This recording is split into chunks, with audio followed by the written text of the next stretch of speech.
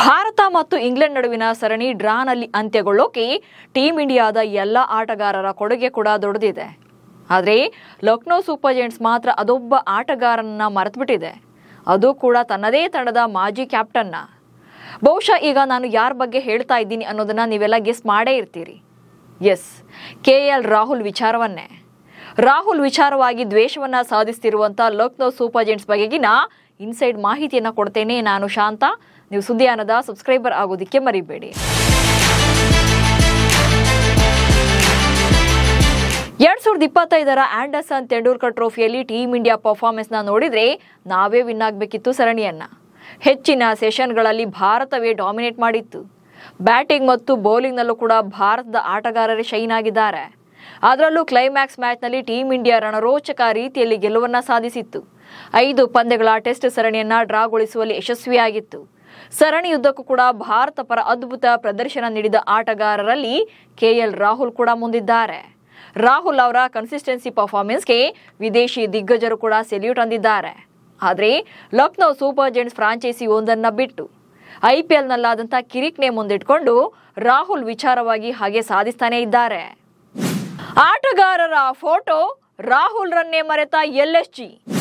Team ಇಂಡಿಯಾದಲ್ಲಿ ಯಾವುದೇ ಪಂದ್ಯಗಳು ನಡೆದಾಗ ರಿಸಲ್ಟ್ ಏನಾದರೂ ಆಗಿರಲಿ, ಆದರೆ ಆಟಗಾರರು ಅದ್ಭುತ ಪ್ರದರ್ಶನ ನೀಡಿದಾಗ IPLನ ಫ್ರಾಂಚೈಸಿಗಳು ತಮ್ಮ ಸೋಷಿಯಲ್ ಮೀಡಿಯಾ ಅಕೌಂಟ್ಗಳಲ್ಲಿ ಆ ಮೂಮೆಂಟ್ಸ್ನ ಫೋಟೋಸ್ಗಳನ್ನು ಹಾಕ್ತಾರೆ. ಹಾಗೆ ಅದಕ್ಕೆ ಕ್ಯಾಪ್ಷನ್ ಕೊಟ್ಟು ಪೋಸ್ಟ್ಗಳನ್ನು ಹಾಕ್ತಾರೆ. ಭಾರತ ಇಂಗ್ಲೆಂಡ್ ನಡುವಿನ ಸರಣಿಯಲ್ಲೂ ಕೂಡ ಭಾರತದ ಪರ ಅದ್ಭುತ ಪ್ರದರ್ಶನ ನೀಡಿದಂಥ ಆಟಗಾರರ ಫೋಟೋಗಳನ್ನು ಫ್ರಾಂಚೈಸಿಗಳ ಪೇಜ್ಗಳಲ್ಲಿ ಶೇರ್ ಮಾಡಿದರು. ಆದರೆ ಈ ವಿಚಾರದಲ್ಲಿ ಲಕ್ನೋ ಸೂಪರ್ ಜೈಂಟ್ಸ್ ಮಾತ್ರ ತನ್ನ ನರಿಬುದ್ಧಿಯನ್ನು ತೋರಿಸಿದೆ. KL ರಾಹುಲ್ ರನ್ನ ಬಿಟ್ಟು ಉಳಿದವರ ಫೋಟೋಗಳನ್ನಷ್ಟೇ ಶೇರ್ ಮಾಡಿದ್ದಾರೆ. ಅಂದರೆ ರಾಹುಲ್ ರನ್ನ ಕಂಪ್ಲೀಟ್ ಆಗಿ ನಿರ್ಲಕ್ಷ್ಯ ಮಾಡಿದ್ದಾರೆ. ಆಕ್ಚುಲಿ ಇಲ್ಲಿ ರಾಹುಲ್ ಲಕ್ನೋ ತಂಡದ ಮಾಜಿ ಆಟಗಾರ. ಅದೆಲ್ಲಕ್ಕಿಂತ ಹೆಚ್ಚಾಗಿ 3 ವರ್ಷಗಳ ಕಾಲ ತಂಡವನ್ನ ಲೀಡ್ ಮಾಡಿದಂಥ ಕ್ಯಾಪ್ಟನ್. ಹೀಗಿದ್ರೂ ಕೂಡ ರಾಹುಲ್ ರನ್ನ ಬಿಟ್ಟು ಉಳಿದವರ ಫೋಟೋಗಳನ್ನಷ್ಟೇ ಹಾಕಿರೋದೇ ಅಭಿಮಾನಿಗಳ ಆಕ್ರೋಶಕ್ಕೆ ಕಾರಣವಾಗಿದೆ. ಲಕ್ನೋ ನಡೆಯನ್ನ ಖಂಡಿಸಿದ ಕ್ರಿಕೆಟಿಗ ದೊಡ್ಡ ಗಣೇಶ್. ಇಂಗ್ಲೆಂಡ್ ಪ್ರವಾಸದಲ್ಲಿ ಭಾರತೀಯ ತಂಡದ ಫೋಟೋಗಳನ್ನು ಕೊಲಾಜ್ ಮಾಡಿ KL ರಾಹುಲ್ ಅವರ ಫೋಟೋವನ್ನು ಕೈಬಿಟ್ಟಿದ್ದಕ್ಕಾಗಿ ಭಾರತದ ಮಾಜಿ ಆಟಗಾರ ದೊಡ್ಡ ಗಣೇಶ್ ಲಕ್ನೋ ಸೂಪರ್ ಜೈಂಟ್ಸ್ ವಿರುದ್ಧ ಕಿಡಿಕಾರಿದ್ದಾರೆ. ಇಂಗ್ಲೆಂಡ್ ಸರಣಿಯ ಟೈಮಲ್ಲಿ ಭಾರತೀಯ ಆಟಗಾರರ ಚಿತ್ರಗಳ ಕೊಲಾಜ್ ಅನ್ನ LSG ಹಂಚಿಕೊಂಡಿದೆ. ಆದರೆ ಈ ಚಿತ್ರಗಳಲ್ಲಿ KL ರಾಹುಲ್ ಕಾಣಿಸಿಕೊಂಡಿಲ್ಲ. ಶುಭ್ಮನ್ ಗಿಲ್, ಮೊಹಮ್ಮದ್ ಸಿರಾಜ್, ರಿಷಬ್ ಪಂತ್, ಆಕಾಶ್ ದೀಪ್ ಸೇರಿದಂತೆ ಅನೇಕರ ಫೋಟೋಗಳಿವೆ. ರಾಹುಲ್ ಮಾತ್ರ ಕಾಣೆಯಾಗಿದ್ದಾರೆ. ಈ ಬಗ್ಗೆ ತಮ್ಮ ಎಕ್ಸ್ ಖಾತೆಯಲ್ಲಿ ಬರ್ಕೊಂಡಿರುವಂತಹ ಗಣೇಶ್ ಇದು ಮುಜುಗರದ ಸಂಗತಿ ಆಗ್ತಾ ಇದೆ. ನ್ಯೂ ಬಾಲ್ ಫೇಸ್ ಮಾಡಿ 500+ ರನ್ ಗಳಿಸಿದ ಆರಂಭಿಕ ಬ್ಯಾಟ್ಸ್ಮನ್ನ ಫೋಟೋನೇ ಸಿಗ್ಲಿಲ್ಲ ಅಂತ ಟೀಕೆ ಮಾಡಿದ್ದಾರೆ. ಹಾಗೆ ವ್ಯಂಗ್ಯ ಮಾಡಿದ್ದಾರೆ. ಅಂದ್ರೆ ಸರಣಿಯಲ್ಲಿ ಶುಭ್ಮನ್ ಗಿಲ್ ಹೊರತುಪಡಿಸಿದ್ರೆ ಭಾರತದ ಪರ ಹೈಯೆಸ್ಟ್ ರನ್ ಗಳಿಸಿದ್ದು ರಾಹುಲ್ ರೇ.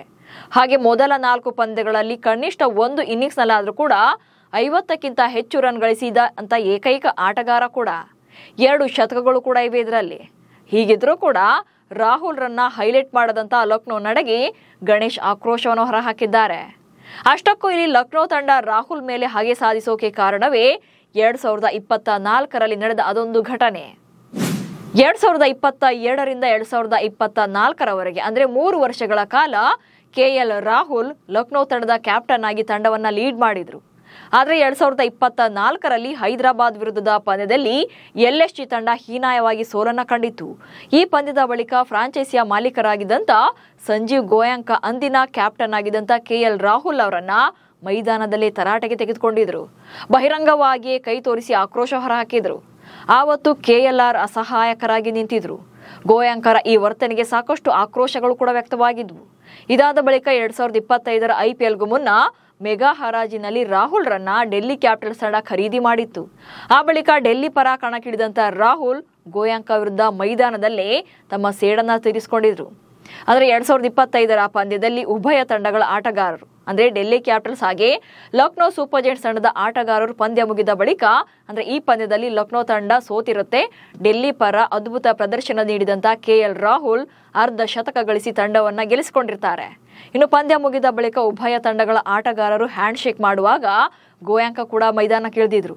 ಈ ವೇಳೆ ಅರ್ಧ ಶತಕ ಸಿಡಿಸಿ ನಾಟ್ಔಟ್ ಆಗಿದ್ದ ರಾಹುಲ್ ಮೈದಾನದಲ್ಲೇ ಇದ್ರು. ಆಗ ಗೋಯಾಂಕ ರಾಹುಲ್ ಅವರ ಕೈಯನ್ನ ಕುಲುಕಿದ್ರು.